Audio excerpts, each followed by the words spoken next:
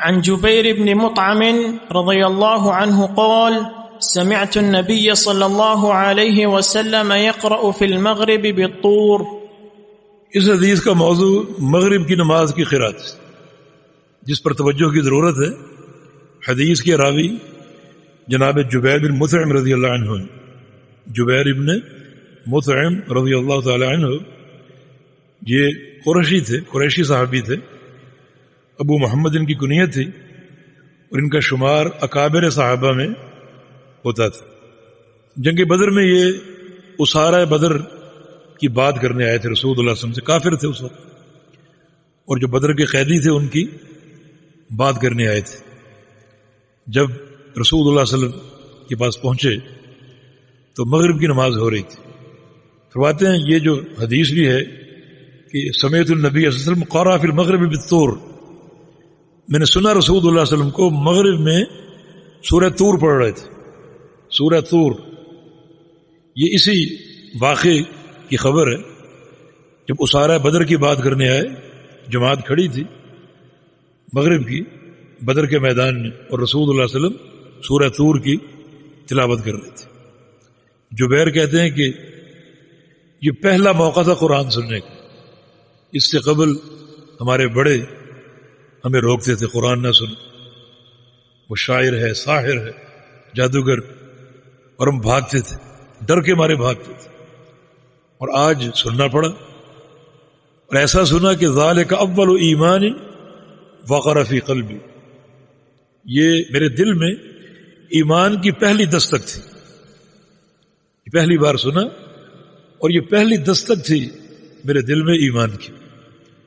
اور اس میں جو ان عذاب ربک لواقع ما لہ من دافع، کہتے ہیں کہ یہ آیتیں سن کر میں کانپ اٹھا تھا. اور اسی وقت اللہ تعالیٰ نے ایمان میرے دل میں جو ہے اس کو جگہ دے دی، اور دل سے میں نے ایمان قبول کر لیا. اور بالآخر فتح مکہ کے موقع پر انہوں نے قبول اسلام کا اعلان کر دیا تھا. اور بعض روایتوں میں اس سے قبل بھی آتا. ایک اور بات فائدے سے خالی نہ ہوگی. جبیر بن مطعم جب اسارہ بدر کی بات کرنے گئے رسول اللہ صلی اللہ علیہ وسلم سے، تو رسول اللہ صلی اللہ علیہ وسلم کو ان کے والد کی یاد آ گئی، مطعم بن عدی کی، جنگ بدر کے قیدیوں کے بارے میں. فرمایا کہ لو کان مطعم بن عدی حیا ثم کلمنی فی ہؤلاء النتنہ لترکتہ، کاش آج تمہارا باپ مطعم بن عدی زندہ ہوتا، تمہاری جگہ وہ آتا، تو صرف اس کی سفارش پر میں سارے قیدیوں کو رہا کر دیتا. تمہارا اگر والد آتا. اصل قصہ یہ ہے کہ ان کے والد کا نبی علیہ السلام پر ایک احسان تھا، اور آپ کو وہ احسان یاد آ گیا. جب نبی علیہ السلام طائف گئے تھے اہل طائف کو دعوت دینے کے لیے، تو اہل مکہ کو بتا کر گئے تھے کہ تم میرے اپنے ہو، اور تم نے اس دعوت توحید کو قبول نہیں کیا. اب میں بیگانوں میں جاتا ہوں طائف، دیکھنا وہ کس طرح اس نفیس دعوت کو قبول کر لیں. مگر آپ طائف گئے، اہل طائف نے اس سے بھی برا سلوک کیا، بلکہ ایک موقع پر رسول اللہ صلی اللہ علیہ وسلم کو اتنے پتھر مارے کہ آپ صلی اللہ علیہ وسلم جس طرف آپ کا منہ تھا اس طرف دوڑ پڑے، اور دوڑتے گئے حتیٰ کہ ایک مقام پر جا کر رکے. وہاں فرشتہ کھڑا تھا بادلوں کا سایہ کیے، اور کہا کہ آپ ایک اشارہ کر دیں، ہم ان اخشبین کے بیچ اس قوم کو پیس کے رکھ دیں. فرمایا کہ نہیں، میں رحمت بنا کر بھیجا گیا ہوں، لعنت اور زحمت اور عذاب بنا کر نہیں. اگر یہ قوم ایمان نہیں لائی تو مجھے امید ہے ان کے بچے ایمان لے آئیں گے. پھر آپ صلی اللہ علیہ وسلم مکہ واپس آ رہے تھے. اب اہل مکہ سے کہہ کر آئے تھے کہ تم نے میرا ساتھ نہیں دیا، بیگانے ساتھ دیں گے. انہوں نے بھی ساتھ نہیں دیا.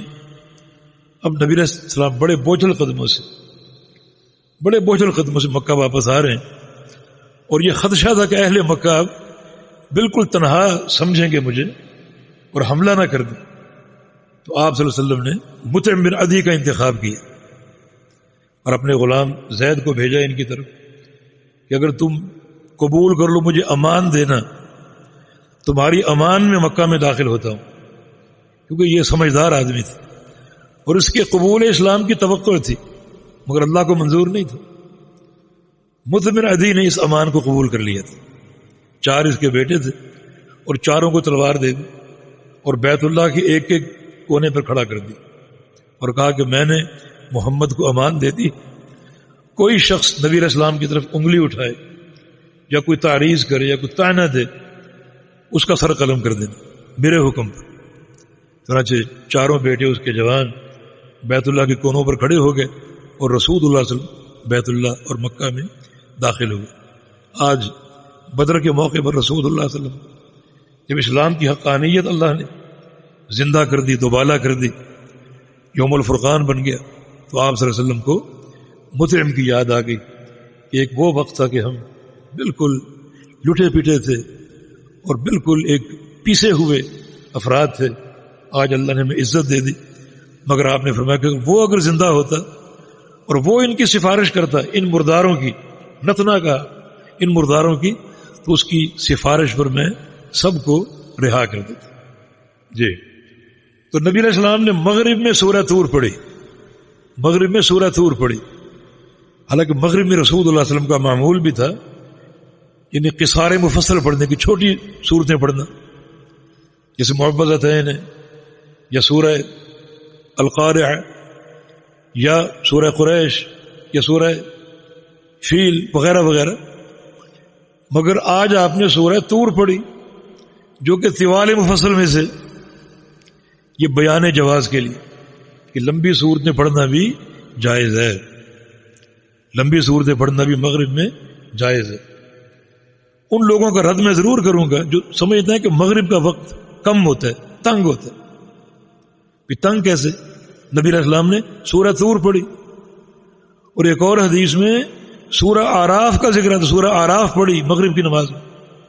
تو وقت تنگ کہاں سے؟ یہ تنگ کون لوگ کہتے ہیں؟ جو بہانے ساز. اصل میں جو مغرب سے قبل 2 سنتیں ہیں اس کے کچھ لوگ مخالف ہیں کہ بس مغرب کی اذان ہوتے ہی جماعت کھڑی کر دو کیونکہ اس کا وقت تنگ ہے. یہ 2 سنتیں ثابت ہیں. صحیح بخاری میں حدیث ہے، رسول اللہ صلی اللہ علیہ وسلم کا فرمان ہے صلو قبل المغرب رکعتین، 3 بار فرمایا کہ مغرب سے قبل 2 رکعت پڑھ، اور تیسری بار فرمایا لمن شاء، جو چاہے. لیکن پڑھنا مشروع ہے، پڑھنا ثابت ہے. تو وقت تنگ نہیں ہے. مغرب کا وقت غروب آفتاب سے شروع ہوتا ہے اور کب تک رہتا ہے؟ شفق کے غروب ہونے تک، شفق کے غروب ہونے تک. اور بعض روایتوں میں سقوط قمر الثالثہ، تیسری رات کا چاند جب گرتا ہے، جب ڈوبتا ہے، تو تیسری رات کے چاند کے ڈوبنے کا جو وقت ہوتا ہے وہاں تک مغرب کا وقت پھیل جاتا ہے. تو وقت اس کا تنگ نہیں، اس لیے چھوٹی قرات بھی کر سکتے ہیں اور مغرب میں لمبی قرات بھی کر سکتے ہیں. نبی علیہ السلام کی سنت سے ثابت ہے. جی